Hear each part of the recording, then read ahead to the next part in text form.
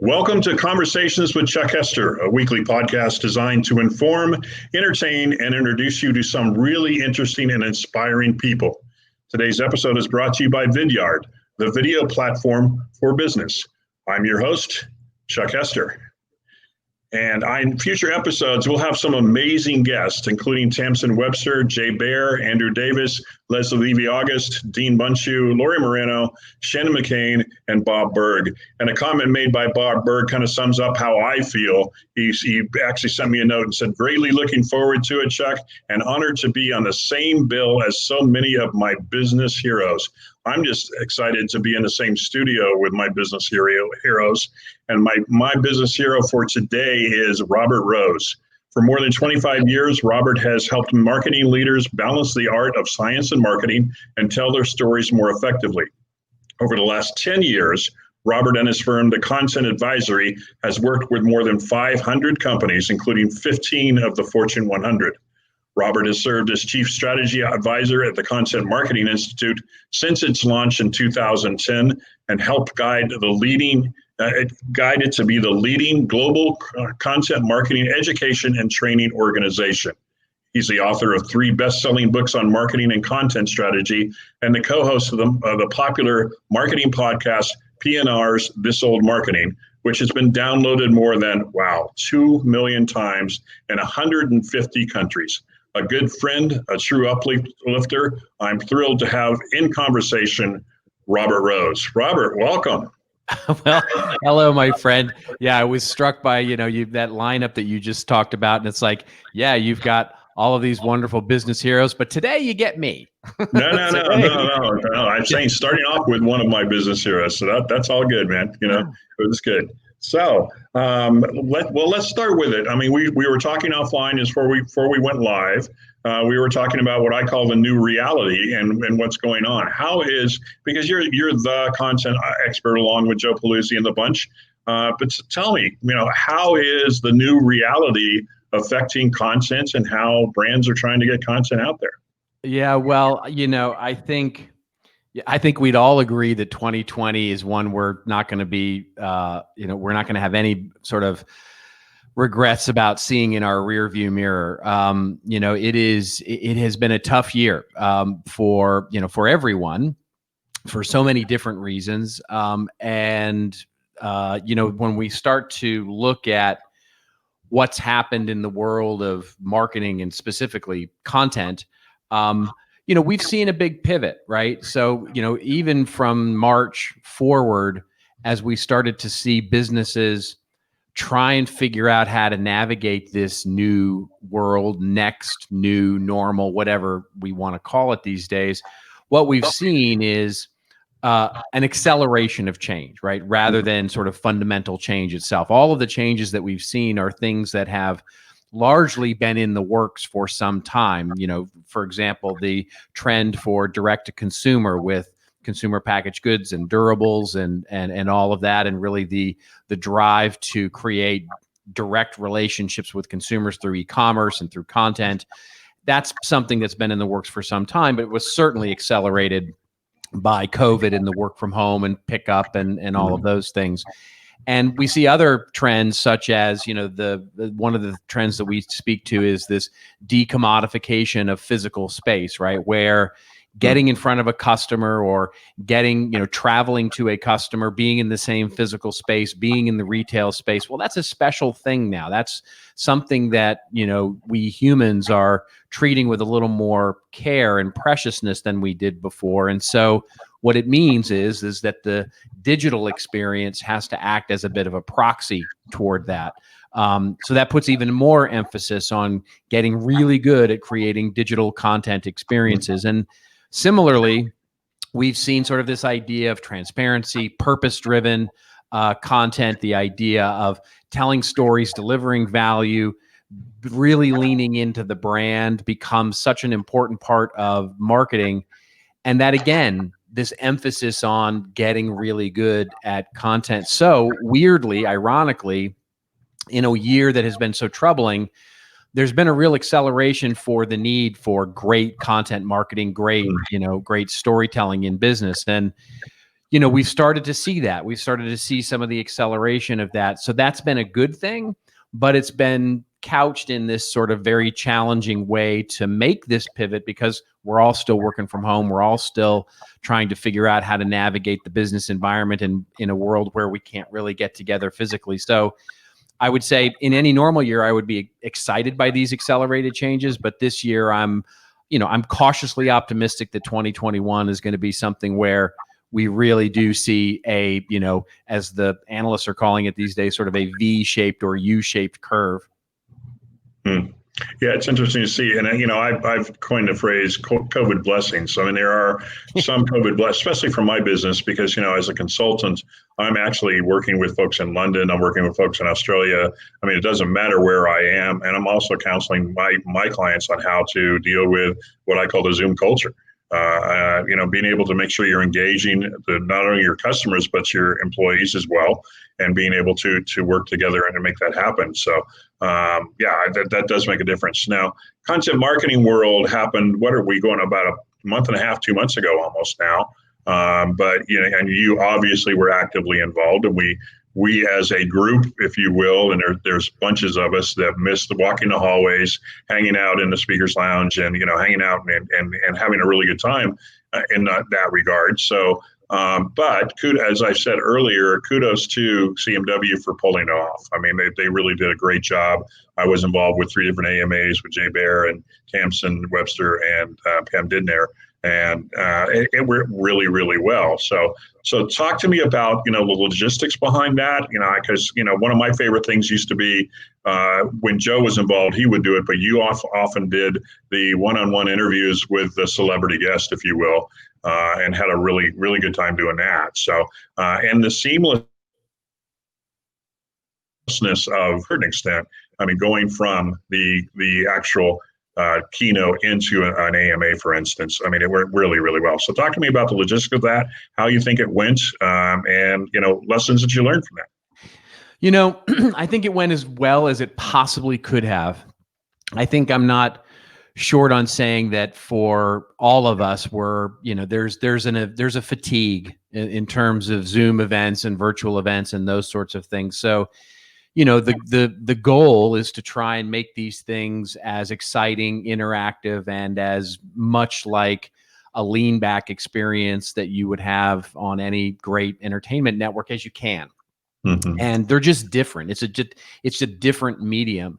And so we were super proud with what we were able to pull off in terms of structuring it the way we did with, just 3 days of keynotes and then letting the sessions be binge watchable, if you will, and sort of dropping all the episodes at once and all of that, which I think surfaced a lot of content that people wouldn't normally get to see. One of the comments that I heard someone make was, it was really good to have this virtual event this year because normally I go to the event and I do get caught up in the hallway conversations or, in the trade show floor or at a particular phone call or whatever. And I miss the sessions that I wanted to really go to, or I certainly couldn't go to all the ones that I wanted to go to because a Jay Baer or a Tamsin Webster are, competing with each other, and you can't be in 2 places at the same time. And you can do that with the virtual event because you can go, see all that content at your own leisure.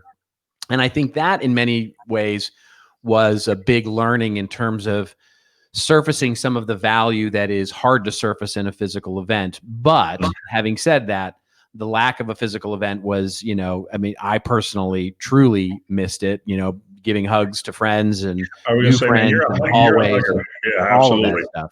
Yeah, exactly. So, so from that perspective, I think we did a great job. And I think it was really as good as it possibly could be. To your point on getting to interview the celebrities, I did get to interview W. Kamau Bell, who is just a very funny, very interesting man. And we had a really fun discussion, of course, across Zoom. And it was just, it was an event that I think from a fully virtual perspective was as good as any of the events that I certainly have seen this year.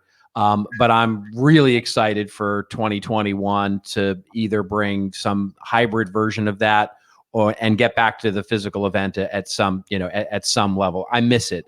I miss the human connection very much.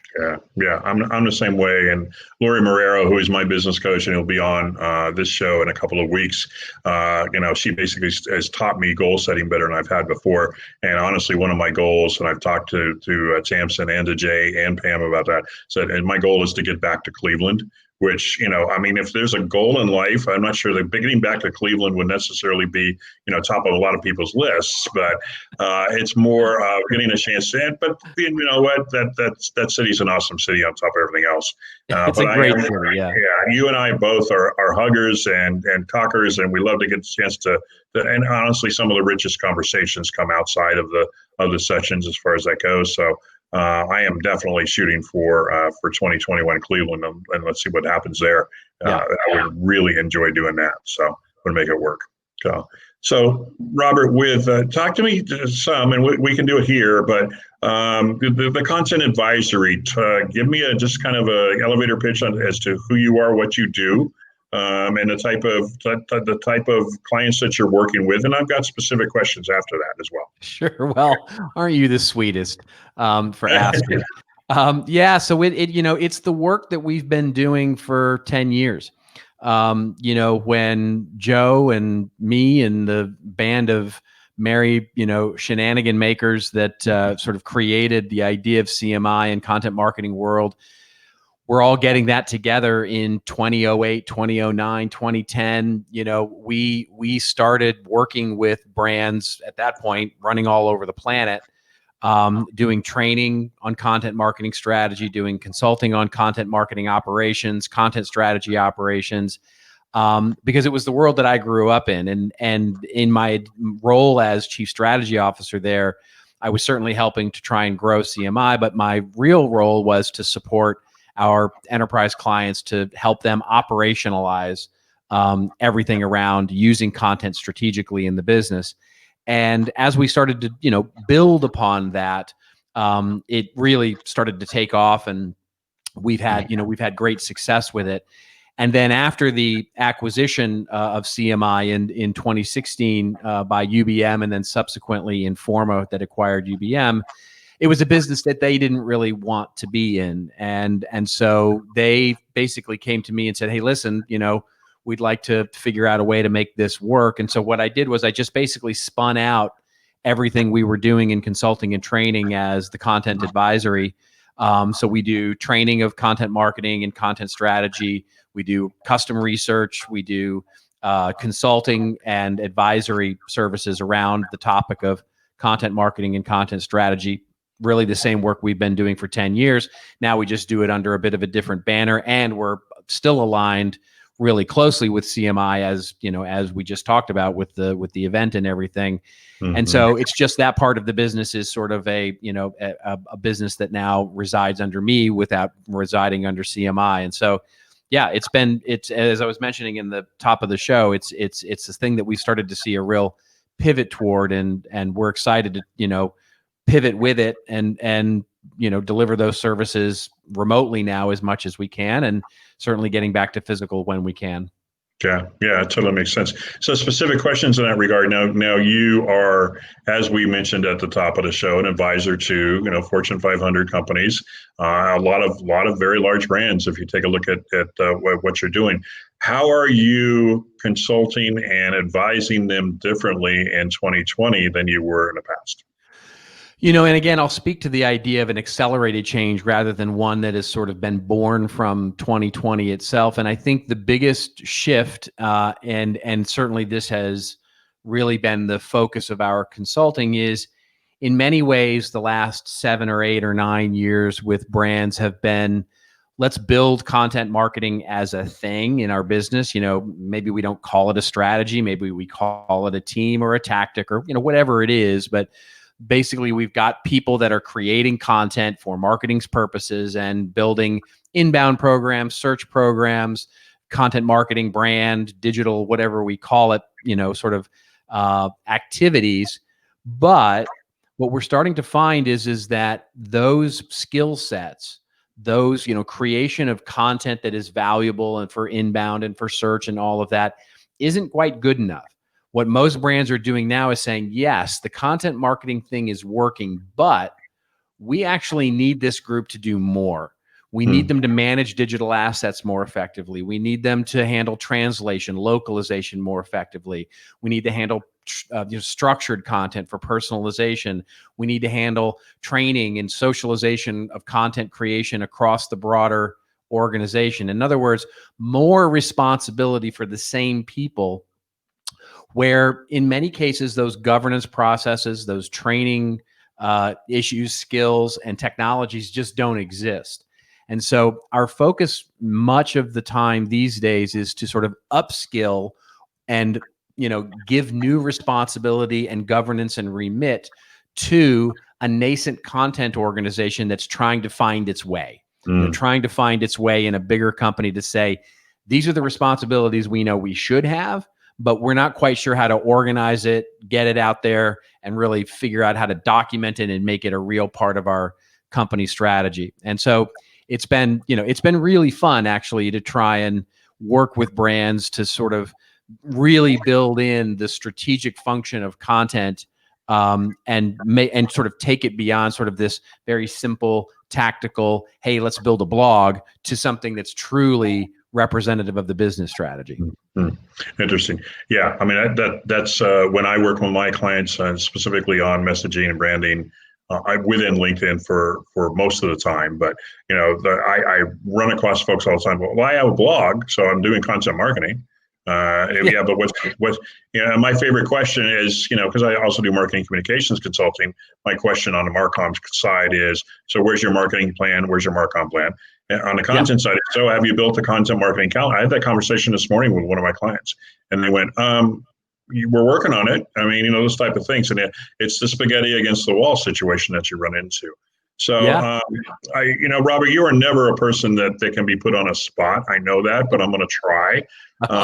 So within the 2020 framework, if you will, for messaging, content marketing, which brands are doing it right? That's probably an easier one. You can use some of your clients if you wish, but which brands have missed the boat, have really missed the mark? Well, I'll talk to one that's really doing it well. I'll speak to two that are actually doing it extraordinarily well. I'm not going to throw anybody under the bus here. So so spoiler alert. There you go. So the two that I would mention that I think are doing it really well. One is Salesforce. They spent a good part of 2019 really rebuilding and putting in a content center of excellence and doing all of the things that we just talked about, layering in processes, governance, strategy, and really figuring out how content could be made much more holistic, consistent, and scalable and measurable in the business. And one of the things that you saw pay off so brilliantly for them this year was, they went through all of it like we did. And certainly, they're all working from home, but a lot of that stuff started to really pay off because when, they started looking around the room, the virtual room, and saying, hey, listen, we need to launch a COVID response. We need to launch a site and a micro thing and we need to launch. They had it down, right? They knew exactly who to go to, where to go to, how to do it. And they launched that work.com, the reopening website, which has now sort of modified into sort of their ongoing thought leadership series where they do interviews and those sorts of things. They launched that in a matter of weeks, in the early part of spring. And so I look to them as sort of, a company that truly did the hard work to build the foundation and is now reaping the benefits of the agility and their ability to create things quickly in that sort of cross-functional way. I'd also mention, and these guys were nominated actually for a content marketing award this year, ServiceNow. And ServiceNow, another B2B organization, focused on their quarterly publication targeted toward the C-suite, where they're making workflow. I mean, they do workflow, right? I mean, how do you make workflow sexy? Well, they do their quarterly magazine, which is driving all kinds of new business for them through their thought leadership of that magazine. And just, they've built a really incredible program there, and done so, by the way, and continue to do so, even given the environment. there are plenty of brands out there that are struggling at this. As I said, I won't throw anybody under the bus.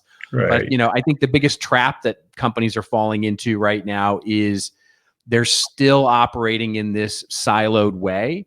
And so even when they try to create interesting, cool thought leadership, whatever it is, things, they're doing so in pockets and buckets. And so what's happening is that, you get this situation. I had a client one time say to me, basically, anybody with a budget can publish to the website. And so what you basically have is, weirdly, all of these teams, demand generation teams, brand teams, web teams, email teams, customer service teams, they're all competing for the same eyeballs. They're all competing for the same audience. And in a weird way, sort of purposely siloing off from each other, because if I can optimize my little strata of the buyer's journey, well, I'm doing okay. I don't care how they're doing. I just want to make sure I'm doing okay. So that whole siloification, if you will, of what's going on right now in many cases in content is the biggest trap that many of these businesses fall into. So not to get too tactical, but, and this is a specific client example. I'm working with them on a content marketing program that they've got going on. But one of the issues they run into is, they are news oriented, meaning that, the services they provide can be shifted depending on whether DACA works or immigration changes or whatever it may go.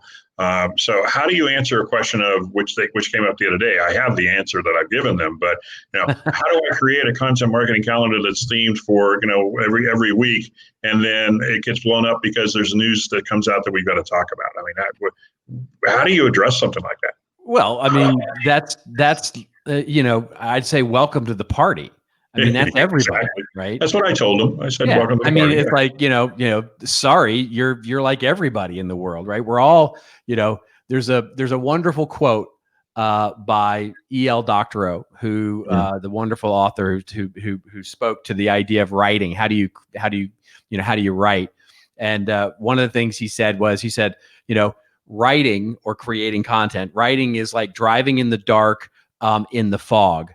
You can only see so far ahead of you, but somehow you get there, right?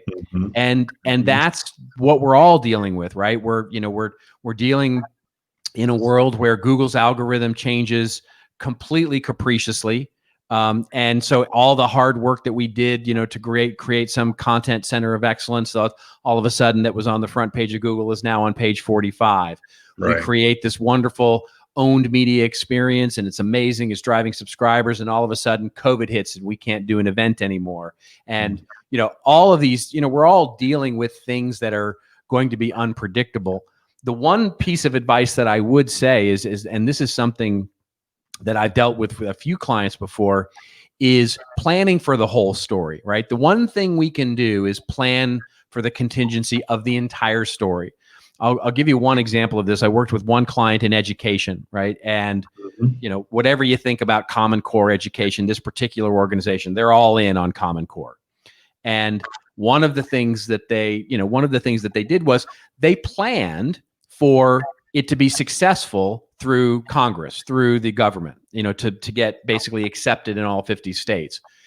And they planned for that, and they had the marketing all together for it, and they had the story, and they had the content, and everything was great.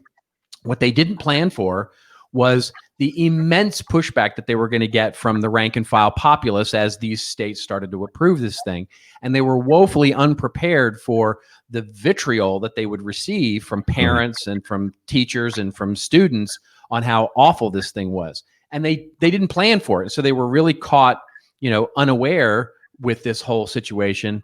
And so that's the lesson, is to not only plan for the success of that, and it gets to the E.L. Doctorow quote, right, which is, you're not only planning for driving the 50 feet that you can see in front of you, you need to have a plan for the entirety of the trip and all of the contingencies that might take place. So that this thing might happen. What will we do? What will we actually think about doing? And I think that's the only thing you can do, is do scenario planning. Yeah, makes total sense in that regard. So you're an amazing interviewer. I've seen you, and honestly, like I mentioned earlier, content marketing world is one of my favorite things because you get a chance to see all kinds of really cool people. Talk to me about not only CMW, but you've done it in other places as well. who's been your favorite interviews? I mean, what personality stands out that you go? I mean, I got three, but talk to me about who you have really enjoyed. And I guess the other part of that question is, and who surprised you as far as they were more entertaining or they weren't or whatever it may be. So talk about that a little bit. And I guess to kind of frame it a little bit, I mean, we're talking folks like Tina Fey and Mark Hamill and, a wide variety of different people that you've had a chance to talk to. So, and my favorite, John Cleese. Yeah. Well, I mean, so there's no, I mean, there from the celebrity side, from talking with, the people that I get to talk to at Content Marketing World and at our other event, Content Tech, which of course used to be called Intelligent Content, going back 10 years and in all of that, there's no competition. The number one, interview / bucket list item for me was John Cleese. I mean, it stops and starts there. Right. And interestingly, we had a ton of fun on stage, but my favorite part of that entire sort of experience with him was the hour and change we spent backstage just bullshitting about creativity. Wow. I mean, just talking about creativity, the process, and all of that. And that's an experience in my life that I'll never forget. And there have been others that have been amazing. I guess if I were to say who is the most surprising, there was, I got to, so I got to interview Fran Lebowitz for the, 4-hour Content Tech event a couple of years ago. And I sat down with Fran and when you sit down with Fran Lebowitz, it's one of those things where, you're going to get an opinion, right? I mean, there's going to be opinions shared. And those opinions are going to be political. I think what surprised me the most about that interview when I was speaking with her was truly how, she comes across as very sort of off the cuff and unprepared and in a very ad hoc way. And I don't mean that, in any sort of deprecating way. I mean, it's just, she comes across very sort of, she's making it up as she goes along here. And it's not at all. It's very, very, everything she talks through, her answers are extraordinarily well prepared. She has the things that she wants to say and the way that she wants to say them. And down to the point where there were answers she was giving me to questions that I had not prepared her for, that were, I remembered them because I prepped for all these interviews. I remembered them word for word from her book.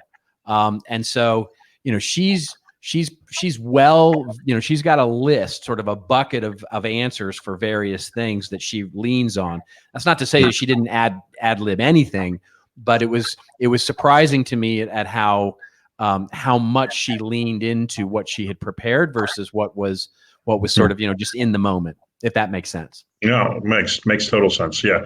And another one for me, and more because of a personal conversation I have, is Seth Godin. I mean, Seth I will run into. I remember it's like yesterday. It was probably about 6 years ago. I ran into him as he was about to he just happened to show up, and he was going to be on stage in 2 hours. And I said, Seth, good to see you again. We had a personal relationship, and I said, love to have a chance to talk to you. He said, I really can't. I got to go upstairs and prepare my speech. Well, I've seen enough of Seth Godin's speeches to know that he has, similar to Lebowitz, he's got a bank of information that he's going to be talking about. That it's almost like he's an AI, and that okay. So here's the question from the audience, and then he pulls up from his data bank the information that he wants to do. But circling all the way back around to John Cleese, one of the things that I find fascinating and learned a long time ago is he had a second career past Monty Python, and that was industrial films. And he did industrial training films for a long time. And a lot of people really don't even know that. But his book on creativity is amazing too. So, that's one of the things that I will always greatly appreciate from you and Joe, and getting a chance to be involved with CMW is finding that information as we go. So, Robert, we're gonna shift gears a little bit, man, because you and I have a personal relationship as well. And I won't ask you if you were a tree, what kind of tree you would be, but I will ask this question. And it may end up being a standard question for my interviews. But you're old enough to understand what I'm saying when I say that. Most people don't know the I do. But if you were not doing what you're doing now, what would you be doing? Oh, it's an easy question to answer. I'd be teaching school. What subject? That remains to be seen. Content marketing, dude, that's not fair. Yeah, well, I think it would probably be now it would be marketing, right? It would be marketing and business of some kind, and that's still, by the way, on my bucket list of things to do.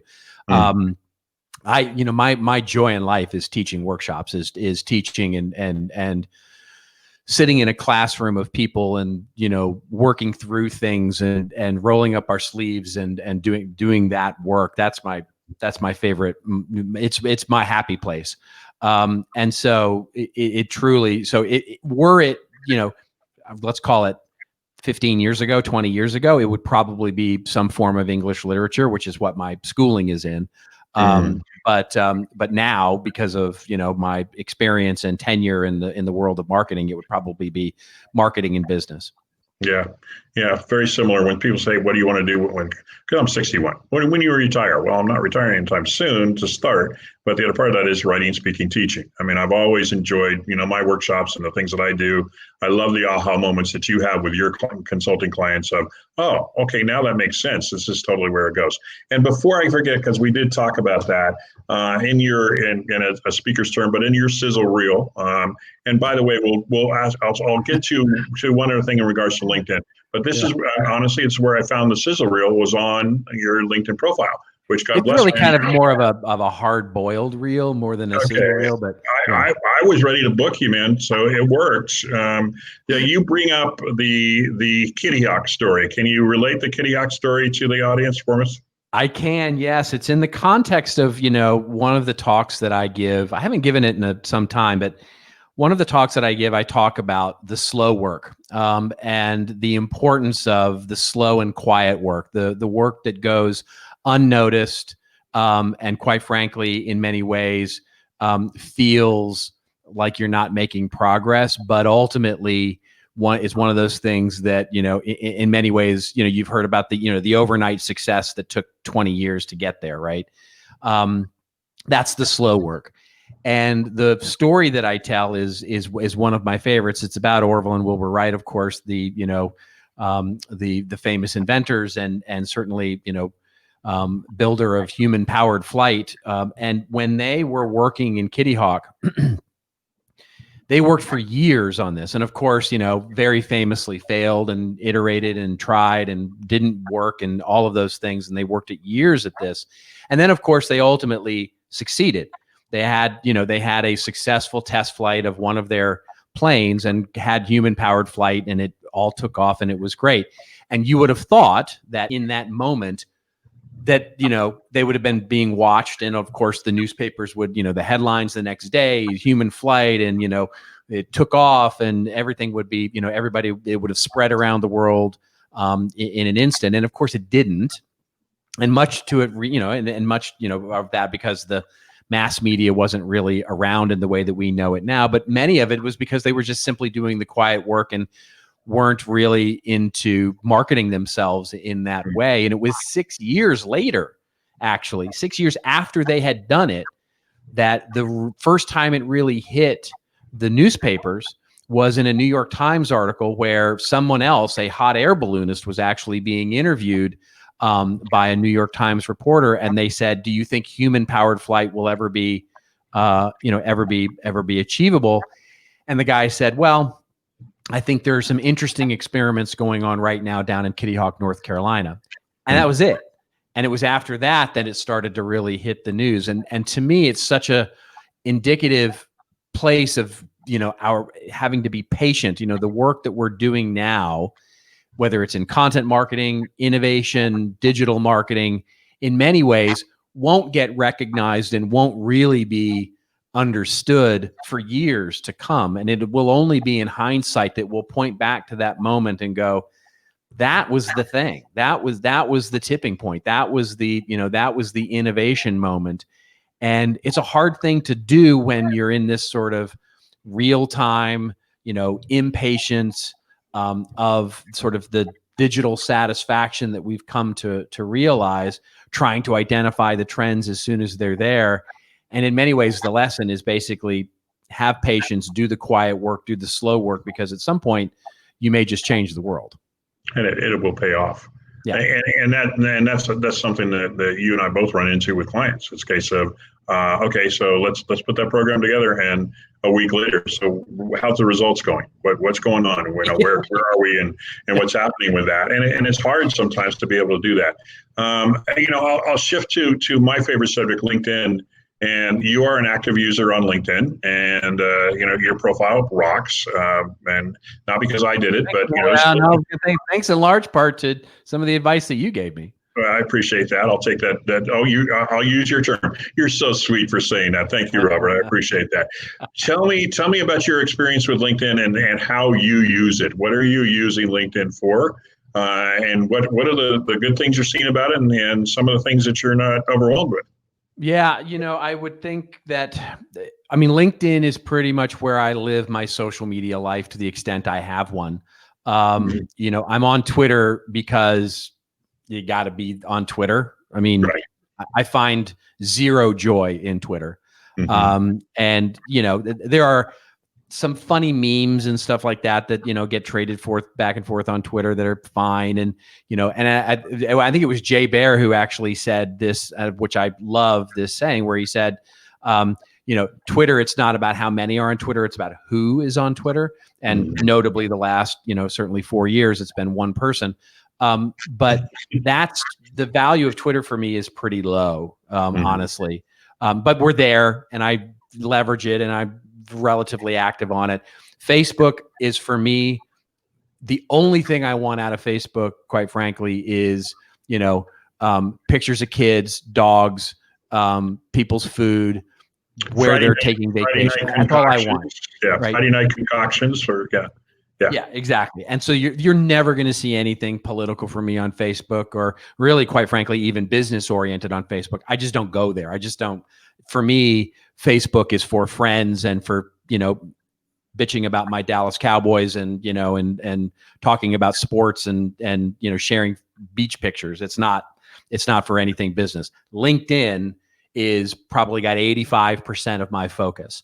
And so in terms of what we use it for, what I use it for, I use it from everything from reaching people that I want to reach, that I want to talk to. So in many cases, just to give you an example, in the work we do with clients, we want to interview senior executives at large organizations. And so I use direct mail to be able to do that.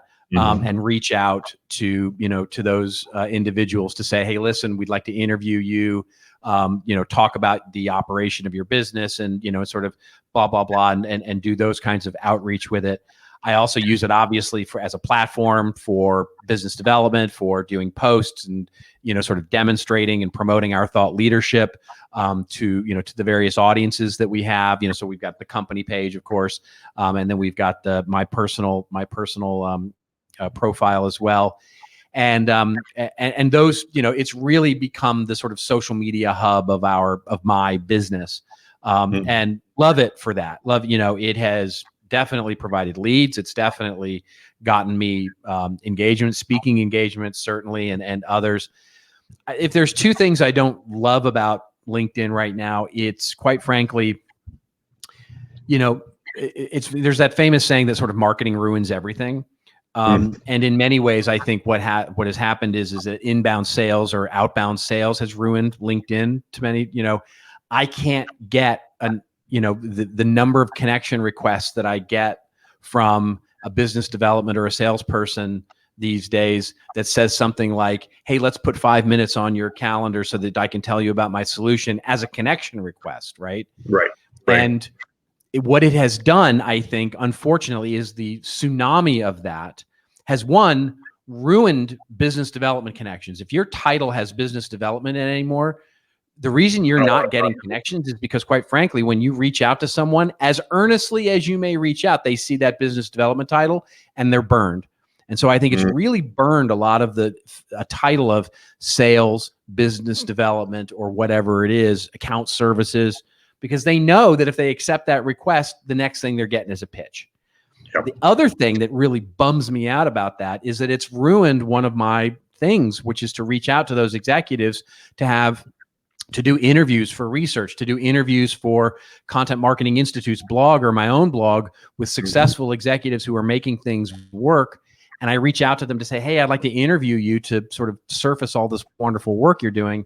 And I get zero response because of course they're completely cynical about my outreach.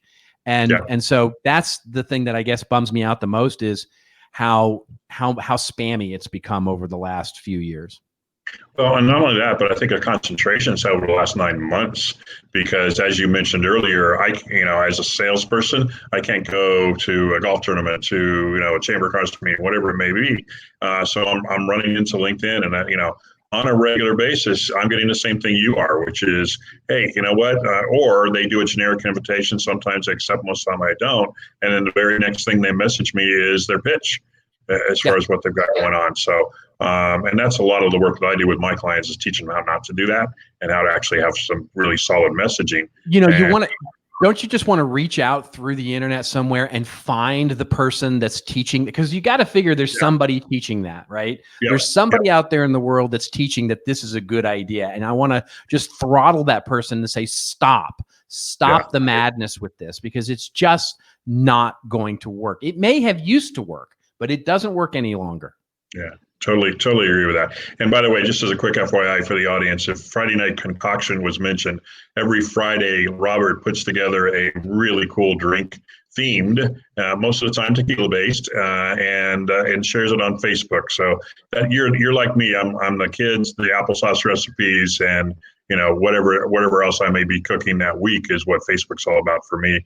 As I've said in my speeches on a regular basis, Facebook is your backyard barbecue. LinkedIn is your backyard barbecue you invited your boss to, is the best way to describe that.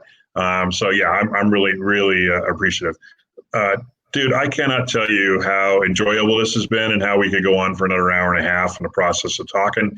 Like I said, goal here is you and I hugging each other in 2021 in Cleveland. We'll be able to do that. Robert Rose, I want to greatly thank you again for that, and tell the audience how they can get in touch with you for your services, just to, not pitch you, best way to describe that. But how can they get in touch with you? Oh, you're very kind to point that out. So if you're looking for some thought or thinking on what's going on in the world of content operations and content marketing, content strategy, the business is contentadvisory.net. Somebody told me at one point the .net was the dad jeans of domains, and so I'm kind of leaning into that whole thing. It's contentadvisory.net. If you're interested in more of me, there's robertrose.net. See what I mean there? See what I did? And of course, as we just talked about, I'm on LinkedIn. I am one of those people who I'm trying to look at the glass as half full. So I do accept most invitations, whether I've met them or not, if they sort of generally have the same background or earnestly want to, connect in some way. So I have a lot of connections, and I'm happy to connect on LinkedIn too. Yeah, I'll give you the one that I use when I give seminars or speeches. Use it for, if you want to connect with Robert, send him a LinkedIn invitation and tell him he rocked on Conversations with Chuck Hester. There you go. The invitation almost automatically. Robert Rose, it's been a pleasure, man. We will definitely stay in touch as we usually do. And I appreciate you being on Conversations with Chuck Hester. Thank you, my friend. Okay, this has been Conversations with Chuck Hester. I want to take a second to thank our sponsor, Vidyard. Vidyard is the platform for business for video. So if you get a chance to take a look at that, go to vidyard.com/free. You can see more information there, and we will take it from there. So this is wrapping it up for the week. Next week is Thanksgiving week, so please take some time to be with your family, even if it's a small gathering. So I'll be taking time off. I've got a a daughter in college who wants me to come out and cook the Thanksgiving dinner, so I'm going to be doing that. But the following week is Wednesday, December 2nd. My guest will be Leslie Levy-August. Leslie is an anti-bullying coach and works with businesses to help them figure out how to implement anti-bullying programs. To really, one of the best ways to do this, and honestly, is to reduce insurance costs as you go along. And also, please feel free to share this podcast with your friends and connections. There will be a replay on both LinkedIn and Facebook, and the replay will post very soon. If you're interested in learning how to improve your marketing or LinkedIn presence, then connect with me on LinkedIn, mention this podcast, and I'll be more than happy to have a free 15-minute discovery call with you. That's it for this week. This is Chuck Hester reminding you, stay well, stay connected, and always pay it forward. Until next time.